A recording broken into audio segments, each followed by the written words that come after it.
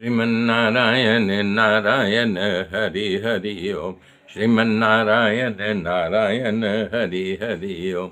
श्रीमन्नारायण नारायण हरि हरि ओम। श्रीमन्नारायण नारायण हरि हरि ओम। मेरे मित्रों, इस प्रकार से संडामर्क ने प्रहलाद को डराया धमकाया, बोला अगर तुम ऐसा फिर बोलोगे तो तुम्हें सजा देंगे, कड़ी सजा देंगे।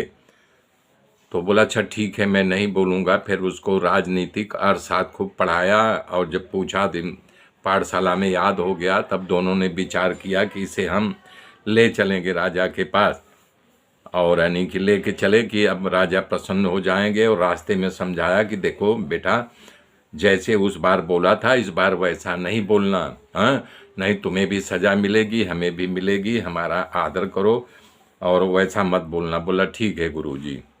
फिर लेके आए हिरण्यकश्यप के पास। फिर हिरण्यकश्यप उसको अपनी गोद में बैठाया, माथा सूंघा, दुलार किया।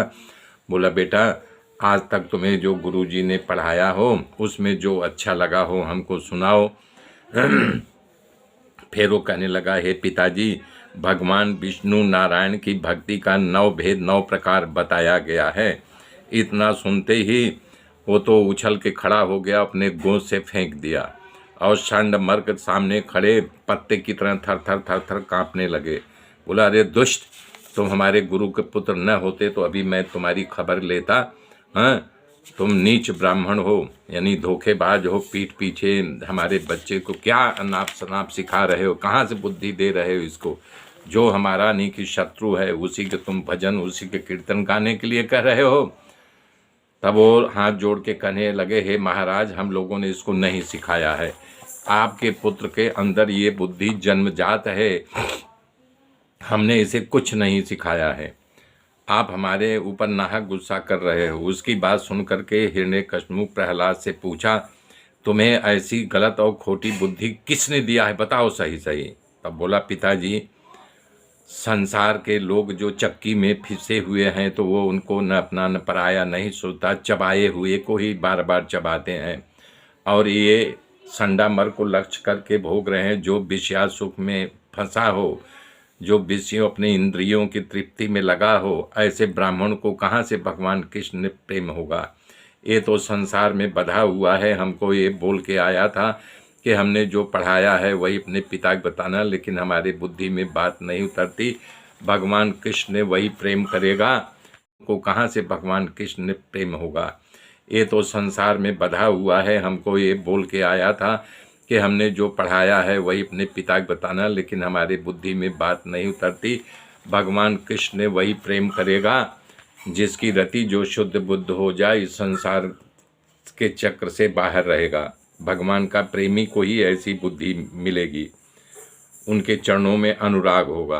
तब तो जो है बहुत गुस्सा किया, अपने अनुचरों को बुलाया, बोला ले जाओ इसको, हमारे आँख के सामने से इसको मार डालो, तुरंत ले जाओ इसे। ऐसा कहकर माथे पर हाथ रख करके बोलने लगा, रे बाप रे बाप, इसके काका को जो मार डाले, हाँ, और उसी हमारा नहीं कि कुल का सत्यानाश करना चाह रहा, ऐसे छोकरे को, ऐसे लड़के को,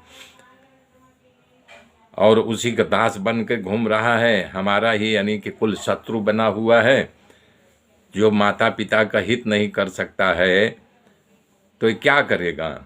मुझे तो शंका हो रही, मेरे पुत्र के रूप में विष्णु ही मुझे मारने के लिए आया है क्या। ये मेरा पुत्र नहीं है, मुझे लग रहा है विष्णु ही छल कपट करके मेरे यहाँ अवतार लिया है। राजा अपने आदमी को प्रहलाद के ऊपर शूल लेकर के टूट पड़े, और राक्षसों का त्रिशूल उनके ऊपर कुछ असर नहीं किया, त्रिशूल टूट गया। ये देख करके राक्षस हिरण्यकश्यप को शंका हो गई, इसलिए प्रहलाद जी को मार डालने के लिए हाथ पकड़ लिया कि इसे किसी भी प्रकार से मारो। तो उनको आज्ञा दिया कि इसको ले जाओ, बालक को किसी सूरत में मार डालो। जब इसे त्रिशूल नहीं लगा तो ये क्या हो सकता है। तो राक्षसों ने प्रहलाद को मार डालने के लिए पर्वत पर ले गए, फेंक दिए, लेकिन कुछ नहीं हुआ। पागल हाथियों के सामने शराब पिला के मतवाला बना करके भी छोड़ दिए, फिर भी प्रहलाद को मतवाले हाथी भी कुछ नहीं कर सके। फिर ब्राह्मणों के पास से मैली विद्या की विधि कराई, कोई विद्या उन पर असर नहीं की। जैसे जैसे यानी कि हिरण्यकशिपु कुछ कराता, जब प्रहलाद के ऊपर नहीं होता, बेअसर हो जाता तो बेचैन हो जाता। मेरे मित्रों, मेरे साथ बने रहिए, आगे की गाथा कल जोड़ूंगा। तब तक के लिए जय श्री राम, जय श्री राम।